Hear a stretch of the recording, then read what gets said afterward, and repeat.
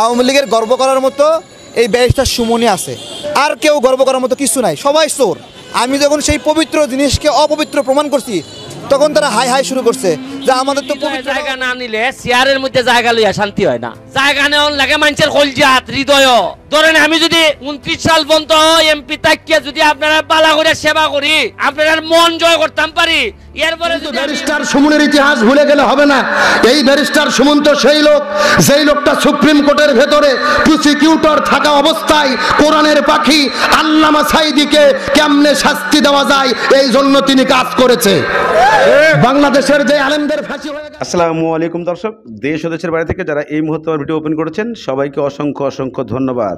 দর্শক, প্রথমেই দেখলেন শিরোনাম, এবং এই শিরোনামের কিছু আলোচনা আপনাদের সঙ্গে উপস্থাপন করতে যাব আমি। কেননা আপনারা প্রতিনিয়ত জানেন যে বাংলাদেশে একজন সবচেয়ে খারাপ ব্যক্তি আছে, যে হলো তারেক। উনি ইউটিউবিং করে, ওর নেতৃত্ব করে, ইউটিউবিং করে টাকা দিয়ে উনি চলে। উনি মানুষের বদনাম করে, বদনাম রটায়, বদনাম ছড়ায়, এটাই ওনার কাজ। উনি আবারও ব্যারিস্টার সুমনের পিছে লেগেছেন। উনি ব্যারিস্টার সুমনকে এমনভাবে কথাগুলো বলেছেন যে কথাগুলা শুনলে আমার আপনার সবারই কলিজায় লাগে। ব্যারিস্টার সুমন নাকি দুর্নীতিবাজ, ব্যারিস্টার সুমন নাকি খারাপ, ব্যারিস্টার সুমন নাকি ভদ্র মানুষের আড়ালে উনি অনেক কিছু দুই নম্বরই করেন। তাই আজকে ব্যারিস্টার সুমনের গুমর ফাঁস করেছেন, উনার সাথে আছেন একজন মৌলানা, উনি বক্তা, উনি এমনভাবে কথা বলেছেন ব্যারিস্টার সুমন কি আকাম পুঁতাইছেন। আজকে আপনাদেরকে এটাই শোনানো হবে যে এই তারেক এবং এই মৌলানা তারা কি বলতে চায়, তারা কি আকাম পুঁতাইছে ব্যারিস্টার সুমন, যে বলতেছে দেলোয়ার হোসেন সাঈদীর মামলার পিছনে এদের হাত ছিল। দর্শক, আপনাদের কাছে আমি বলতে চাই, এই ব্যক্তিগুলা যে কথাগুলা বলতে চাচ্ছে এটার সূত্রতা কতদূর এবং এই কারণটা কি আমরা সবাই জানি। বাংলাদেশের যারা শ্রমিকরা আছি, বাংলাদেশের জনগণরা আছি, কিন্তু এরা কেন এই কারণে মিথ্যা প্রবাদ নিয়ে বাইক করেন। চলুন আমরা সেই মরণার কিছু কথা শুনে আসি, যে বাটপারি কথা বলে সেই কথাগুলোর কিছু অ্যান্সার আপনাদেরকে। ব্যারিস্টার সুমন বলেছিল ভাস্কর্য মূর্তির বিরুদ্ধে যারা কথা বলে এই আলেমগুলো হলো রাজাকারের বাচ্চা। এই বাংলাদেশের সাম্প্রতিক একটা এমপি হয়েছে যার নাম হলো ব্যারিস্টার সুমন। কি নাম বলেছি? এই ব্যারিস্টার সুমন এমপি হওয়াতে তিনি তো ইউটিউবার, ভাইরাল পারসন, এমন কিছু কাজ করে মানুষকে আই ওয়াশ করার জন্য, মানুষের মনোরঞ্জন করার জন্য হাজারো মানুষ তার কাছে গিয়ে স্বাগত জানাচ্ছে।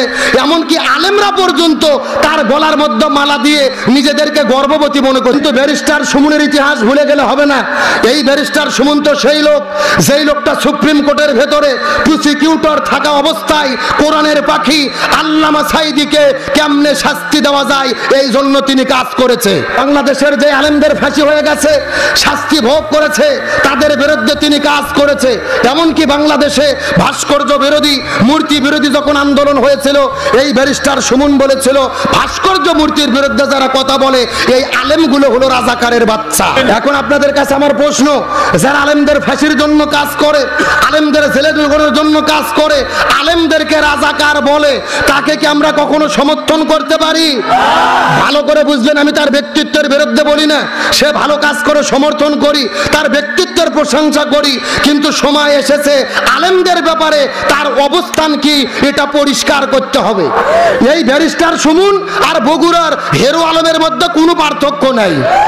ভালো করে বুঝবেন, হেরো আলম কিন্তু নির্বাচনে দাঁড়াইছিল 5 বছর আগে বগুড়ায়, 2 বছর আগে ভোটে জিতেও ছিল, কিন্তু দলের লোক না হওয়ার জন্য এমপি হতে পারেনি। আর ব্যারিস্টার সুমনও বিদ্রোহী প্রার্থী, কিন্তু এমপি হয়েছে একই দলের লোক হওয়ার জন্য। আপনাদের হেডমোটটা মারাত্মক ভাবে বোঝা লাগবে। সুতরাং সিল কানলে দৌড় মারছে, সিলের পিছনে দৌড় মারবেন, কানে হাত না দিয়ে যা দেখবেন তাদের পিছে ছুটবেন না। একটা কথা মনে রাখতে হবে, যারা আলেমদের বিরুদ্ধে, যারা ইসলামের বিরুদ্ধে, এদের সমর্থন করা ঈমানের দাবি হতে পারে না। এ যদি তওবা করে আলেমদের পক্ষে থাকার ঘোষণা দেয়, আলেমদের পক্ষে থাকে, আমরাও তার পক্ষে থাকবো। সমস্যা ব্যারিস্টার সুমন পাশ করার পরে বক্তৃতায় বলেছে আমাকে ফুল দেওয়ার 200 টাকা দিয়ে ফুল দেওয়ার পরিবর্তে আমাকে 200 টাকা না দিয়ে অসহায় মানুষকে 200 টাকা দিবেন, আমি তার বুকে জড়াই ধরবো। এই কথা বলার পরেই আমাদের হুজুররা বলছে হ্যাঁ এই তো মদিনার সনদে রাষ্ট্র চালানোর মতন যদি কোনো রাষ্ট্রপতি থেকে থাকে তাহলে একদম ব্যারিস্টার সুমনই পাইছি। এটাই হচ্ছে সেই মদিনার সনদে চালানো একটা রাষ্ট্রপতি। হ্যাঁ, ব্যারিস্টার সুমন এমপি হওয়াতে জীবন ধন্য। আমি এই সমস্ত হুজুরদেরকে বলছি, হুজুরেরা এই ব্যারিস্টার সুমনকে আপনারা চিনেন নাই, ভুলে গেছেন এর অতীত ইতিহাস। এই ব্যারিস্টার সুমন সেই লোক যিনি উলামায়ে কেরামকে রাজাকার বলে গালি দিয়েছে, আল বদর আশ-শামসের অধিকার উত্তরসূরি বলে হুজুরদেরকে গালি দিয়েছে।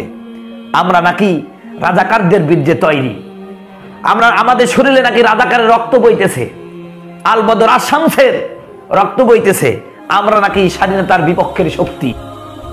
এইরকম বক্তব্য দিয়েছিল। কখন দিয়েছিল? যখন আল্লামা মামুনুল হক সহ বাংলাদেশ সমস্ত উলামায়ে কেরাম ভাস্কর্যের বিরুদ্ধে কথা বলেছিলেন। তারা বলেছিলেন ভাস্কর্য আর মূর্তির মধ্যে কোনো পার্থক্য নেই, ভাস্কর্য এবং মূর্তি একই জিনিস।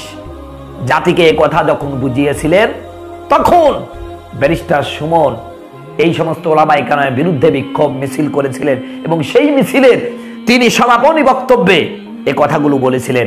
এই দেশের যে সমস্ত উলামায়ে কেরাম বলছেন ভাস্কর্য এবং মূর্তি একই জিনিস, তারা রাজাকারের রক্তে তৈরি, এগুলো আল বদর আশ-শামসের উত্তরসূরি, এরা স্বাধীনতার বিপক্ষের শক্তি। এই হচ্ছে ব্যারিস্টার সুমন। আরো বলছে শোনেন, উনি যখন ট্রাইব্যুনালের প্রসিকিউটর ছিল, যতগুলো আলেমের ফাঁসি হয়েছে, এই সমস্ত আলেমদের ফাঁসির জন্য ওনার কিন্তু অনেক অবদান রয়েছে। এমনি তাকে এমপি বানানো হয় নাই, এমনি এমনি তিনি এমপি হয় নাই, ইনার অনেক অবদান আছে। অতএব হুজুরদেরকে বলছে, হুজুররা থামো, অত লাফায়ও না, অত খুশি হয়েও না, তোমার টুটি চেপে ধরবে। উলামায়ে কেরামকে বলছে, উলামায়ে কেরাম টুটি চেপে ধরবে, আজ তার কাছে সেলফি তুলছো, তার সাথে সেলফি তুলতেছো। দর্শক, ইতিমধ্যে কিছু বক্তব্য শুনেছেন, কিছু প্রুফ দেখেছেন। এই সমস্ত বক্তারা যে ধরনের কথাগুলো বলে, ব্যারিস্টার সুমন কোন কথাগুলো বলেছিল, যে কথাগুলো বলেছিল প্রত্যেকটা কথা বুঝে শুনে উত্তর করতে হবে। ওনারা ভাস্কর্যর কথা বলেছে, ভাস্কর্য কি শুধু বাংলাদেশেই আছে? সারা পৃথিবীতে বসা যায়। সৌদি আরবে ভাস্কর্য নাই, বিভিন্ন দেশে নাই, কোন জায়গায় নাই? ইরানে নাই, ইসলামী সব রাষ্ট্রে আছে। সেই কথাটা উনি বুঝাতে চেয়েছিলেন, কিন্তু সেটাকে সূত্র ধরে আপনারা বললেন যে ব্যারিস্টার সুমন মাওলানা দেলোয়ার হোসেন সাঈদীর ফাঁসির রায়ের ব্যাপারে 2 নম্বরই করেছিলেন। আপনারা ভণ্ড ছাড়া আর কিছুই না। আপনারা একজন মানুষকে ফাঁসাতে, একজন ভালো মানুষকে শাসাতে, এই ছাড়া আপনাদের কাছে আর কিছু নাই। ইসলাম কখনোই বলে নাই আপনাকে মানুষের গুজব করতে। আপনারা ইসলাম প্রচার করতে এসেছেন, আপনারা মানুষের গুজব করেন। উনি যদি খারাপ হয়ে থাকতো, উনি খারাপ হয়ে থাকে, খারাপের জায়গায় থাক। আপনারা ইসলাম প্রচার করতে আসছেন মানুষের বদনাম করে, আপনারা আবার কেমন মাওলানা, কেমন মৌলবি আপনারা? এটাই সবচেয়ে বড় প্রশ্ন হয়ে দাঁড়িয়ে যায় যে আপনারা প্রতিবাদ করতে আসেন অথচ একজন মানুষকে নিয়ে বদনাম করেন। এটা বদনাম ইসলামে কোনো কারণে কারো গীবত করা চলবে না। কারো গীবতের অংশ দেখানো হয় নাই, শেখানো হয় নাই, জানানো হয় নাই। অথচ আপনারা অনলাইনে হাজার হাজার মানুষের মধ্যে এসে আপনারা গীবত করছেন, মানুষের বদনাম করছে মানুষের। সবচাইতে আপনারা, আমি মনে করি যে আপনারাই খারাপ। আপনারা ওয়াজ মাহফিলে যায় আপনারা মানুষের নামে বদনাম করেন, মানুষের নামে গীবত করেন। আপনি কোথায় পেয়েছেন এগুলা? আপনাদের এই প্রশ্নের অ্যান্সারগুলা আমি বিশেষ করে পছন্দ করি না এবং জনগণ পছন্দ করে আমি জানি না। চলুন জনগণ আপনাদেরকে আরও কিছু প্রুফ আপনাদেরকে দেখাই, আপনারা অবশ্যই কমেন্টের মাধ্যমে লিখবেন। সেলফি তুলে নিজেকে গর্বিত মনে করছে না, ব্যারিস্টার সুমনের মতন একজন মহান নেতার সাথে সেলফি তুলেছি, আমি কি আর আমি আছি ভাই? এই হলো ব্যারিস্টার সুমন।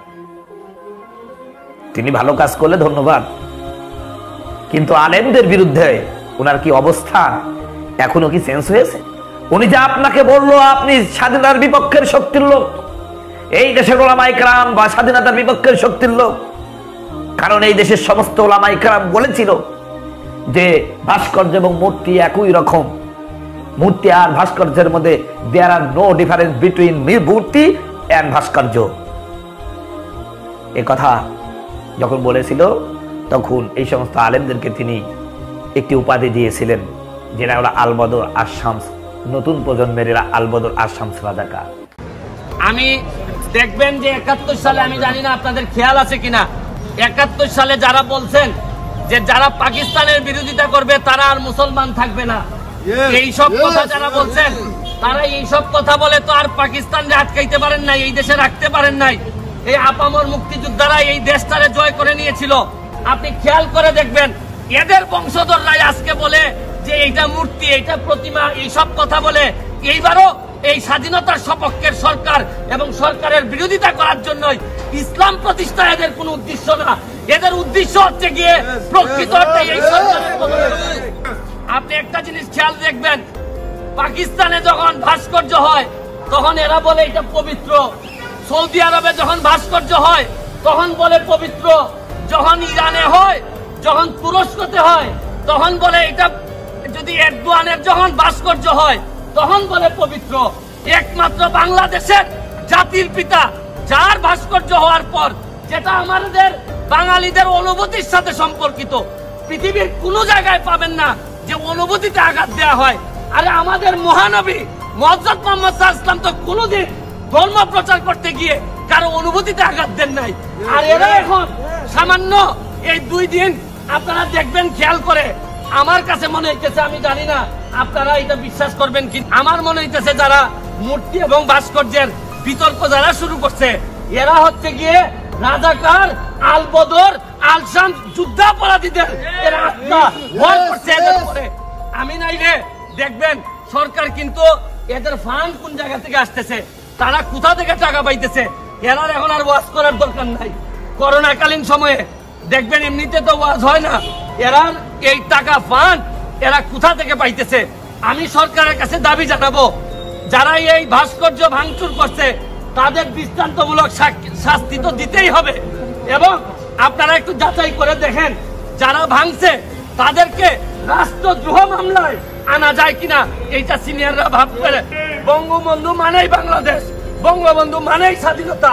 আর বঙ্গবন্ধুর যারা আমরা এই অনুভূতি ধারণ করি, আমাদের অনুভূতিতে যারা আঘাত দিয়েছেন, আপনাদেরকে আমি চ্যালেঞ্জ দিলাম, আসেন আমার সাথে একটু রাজনীতি করেন, ভোটের রাজনীতি আসেন।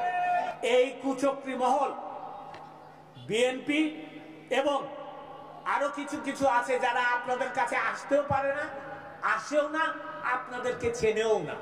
ঢাকা শহরে থেকে ওই সাহেব সুবাদের সাথে কথা বলে আপনার রাজনীতিতে আসীন হইতে চায়।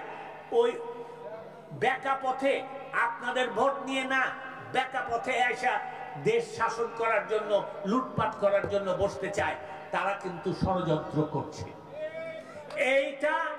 এই ষড়যন্ত্র জনগণের বিরুদ্ধে ষড়যন্ত্র, এই ষড়যন্ত্র বাংলাদেশের বিরুদ্ধে ষড়যন্ত্র, এই ষড়যন্ত্র আওয়ামী লীগের বিরুদ্ধে ষড়যন্ত্র।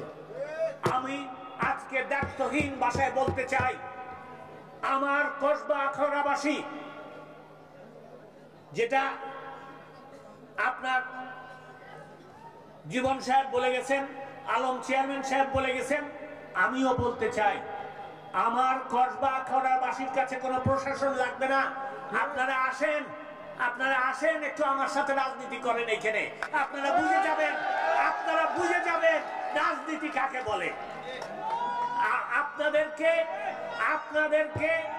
আমার কসবা আখাউড়ার লোক আস্থা করে ছুঁড়ে মারবে। আপনাদেরকে আমি চ্যালেঞ্জ দিলাম, আসেন আমার সাথে একটু রাজনীতি করেন, ভোটের রাজনীতি আসেন।